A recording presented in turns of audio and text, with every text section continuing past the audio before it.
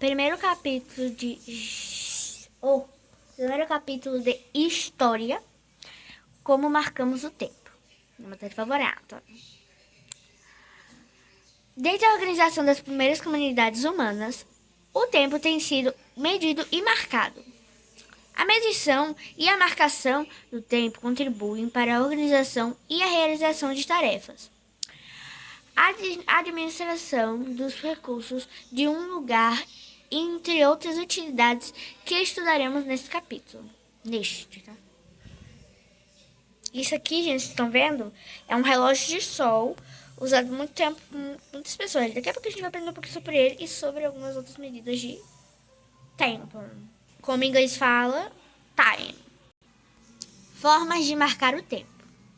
Desde a pré-história, época em que os seres humanos caçavam, coletavam alimentos e pescavam odaliscas, os diversos grupos buscaram formas de marcar o tempo. Dessa maneira, era possível organizar as atividades, além de medir a duração do dia e da noite. Enquanto houvesse luminosidade,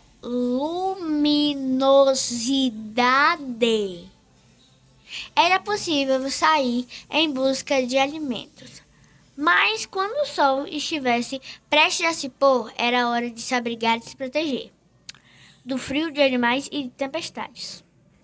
O primeiro instrumento criado pelos seres humanos para ajudá-los na hora de marcação do tempo foi o gnomo.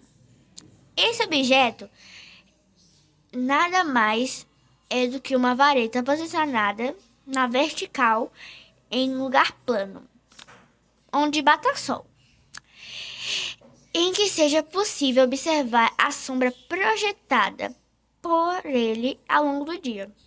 Dessa maneira, podia-se estimar quanto tempo da luminosidade podia ser aproveitada antes que a noite caísse. Logo pela manhã, a sombra da vareta é mais longa. Ao meio-dia, ela vai se encurtando e ao entardecer, ela se alonga novamente. Essa observação permite que os seres humanos organizassem suas atividades com base na posição do sol no céu. Agora eu fico pensando assim, como é que era lá em Porto Velho? Que eu sou de Porto Velho lá. Aí Porto Velho é tipo assim, 6 horas da noite, tá um sol. Agora tá anoitecendo.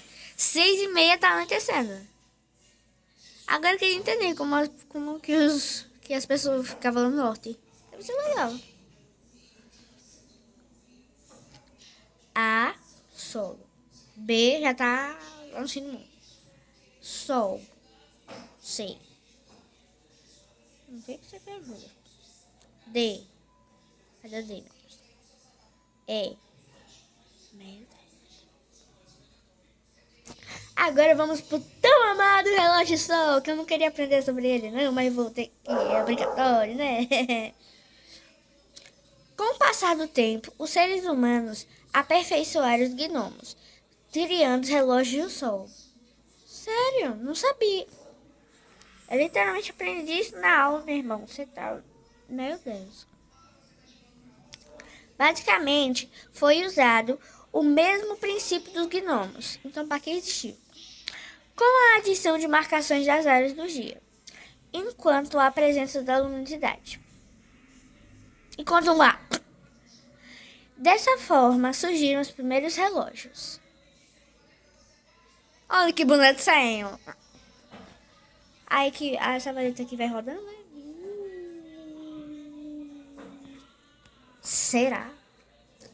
Passa pro outro lado. Que geralmente eu dou pause, mas não vou dar hoje, porque tem um monte de coisa pra fazer e eu não quero fazer. Ampulheta. A ampulheta, também chamada de relógio de areia, sério, não sabia. Sério, não sabia mesmo não. Foi inventada por volta dos anos 700. Rapaz, você é velha, viu? Era utilizada para marcar certos períodos do tempo. Meu Deus, é a mesma coisa.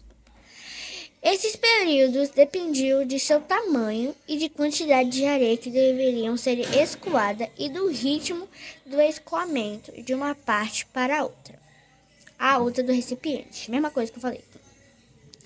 Por isso, a ampulheta funciona como um cronômetro e não como marcador de horas. Mãe, compra uma dessa pra mim, fica mais fácil. A clepsidra. A clepsidra, que eu vou ter um trabalho da minha... A tia fez um grupo, vamos ter que fazer uma clepsidra, meu Deus do céu. Então vamos ter que pesquisar. A clepsidra é conhecida como relógio de água. É uma forma bem antiga de marcar o tempo. Ela já era utilizada em cidades que já estudamos, como o Egito Antigo. Elas datavam cerca de mais 3.000 anos atrás. Meu Deus do céu. Você tem uns 1.000 anos, né, minha filha? O funcionamento de uma clepsidra é parecido com o da ampulheta. Só mais em vez de areia... Vai te lascar, mano. O bicho está na piscina. Isso aqui não é melhor? Não é mais fácil, é melhor, é legal, é... Meu Deus do céu. Mas em tempo.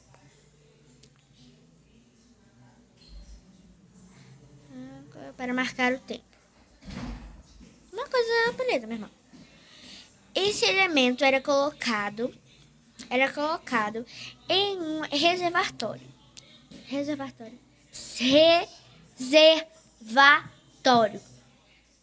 E seu escoamento era controlado por uma abertura na base para outro recipiente que recebia o líquido. Sério, não sabia. A clepsidra também funciona como um cronômetro. Bate nas caras. Gente, agora começou a ser relógios modernos. Ai, que lindo, assim, ó. Vai, viu? Os relógios modernos, desde os anos 1500. Aí não, né? Aí não, né, também? Tem quantos milhões de anos?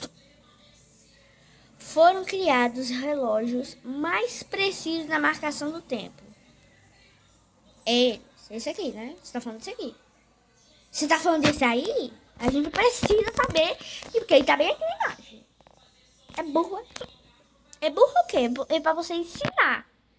Não confundir. Alguns desses objetos eram portáteis. Como no caso de alguns relógios de pêndulo e o dos relógios de bolso. Sério? Depois, os relógios de vários tipos foram criados. O de pulso, o de quarto. Pra mim, quarto é um mineral muito rico. E dá dinheiro. Digital e o atômico. Esse último possui a precisão do tempo de até 100.000 vezes maior que os relógios convencionais, chamados de analógicos. Analógicos, desculpa dizer isso, mas eu odeio você. Atualmente, os relógios digitais são mais comuns, ampliamente utilizados pelas pessoas, incluindo diversos dispositivos e eletrônicos, como celulares, computadores, etc. Acabou, meu Deus do céu, acabou não, já volto com outra página, meu Deus do céu. Calendários, coisa boa, vice. Os calendários também são marcados de tempo. Sim, meu irmão, isso eu já sei, eu já aprendi isso há tanto tempo atrás. Tá difícil, viu? Mas nesse caso, diferentemente dos relógios, o objetivo é medir períodos mais longos. Sério? Que maneira. Para diversas sociedades antigas e atuais, os calendários compreendem o tempo com base em ciclos que são referenciados por fenômenos ou aspectos da natureza. Nossa, titia, que legal! Com base em ciclos que referenciam... Ah, não, gente, olha isso aqui, desculpem. Como período do plantio, da colheita, das cheias dos rios e da seca. Uma coisa boa. E etc. Entre outros. Seguindo o movimento dos astros, os calendários podem ser, de acordo com o movimento da Lua, calendário lunar, composto de 29 dias com 12 horas cada. No ano, são contadas 12 lunações. O que é lunações, meu Deus do céu? Ô Google, pesquisa aí, o que é lunação? De acordo com o movimento da Terra em torno ao Sol, é de si própria. Peraí. De acordo com o movimento da Terra em torno do Sol e de si própria, calendário solar, composto de 365 dias com 24 horas cada e 6 horas. Olha coisa boa. De acordo com o movimento da Lua e da Terra, calendário lunisolar, composto da união dos dois calendários citados. Calendário lunar solar. Lunar solar. Tô ligando pra você não. Lunar solar.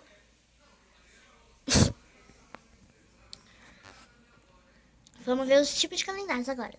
Calendário egípcio. Desculpa aí, egípcios. É o calendário egípcio.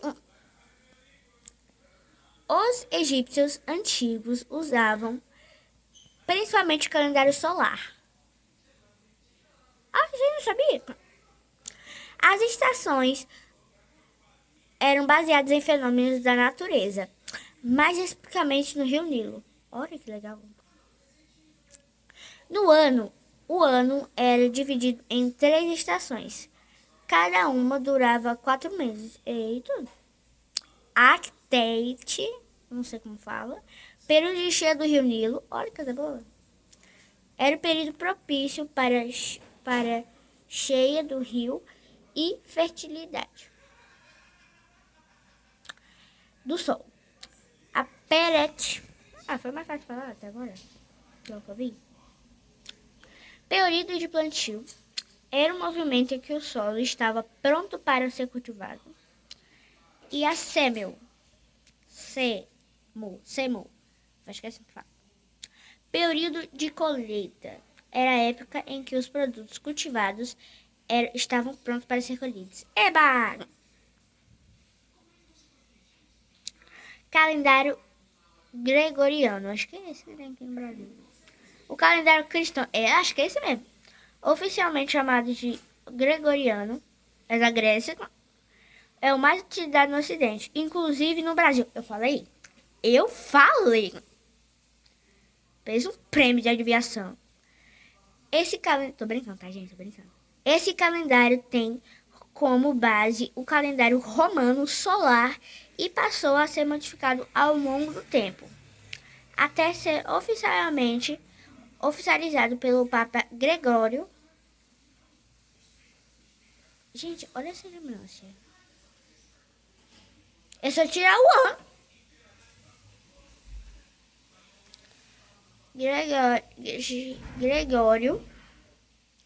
Gregório 13, em 1582. O marco inicial desse calendário é o nascimento de Cristo. Oba! Por isso, podemos localizar períodos antes do nascimento de Cristo. A.C. E depois de Cristo. D.C. Por ter uma origem cristã, as datas comemorativas dessa religião estavam previstas no calendário. Vou para outra página, peraí. O calendário islâmico. O calendário islâmico e lunar é lunar, composto de 12 meses de 29 ou 30 dias. E ainda é utilizado oficialmente em alguns países, como Arábia Saudita. Também marcos de festividades dessa religião para fiéis de outros países. Conforme estudado no caderno 1, a religião islâmica tem uma base de crenças diferente da cristã, que é a mais comum no Brasil. Por isso, as datas comemorativas do calendário islâmico, assim como a referência utilizada para marcar o tempo, são diferentes do calendário cristão. Alegria! Gente, essa foi a nossa aula. Espero que vocês tenham gostado. Beijo e tchau!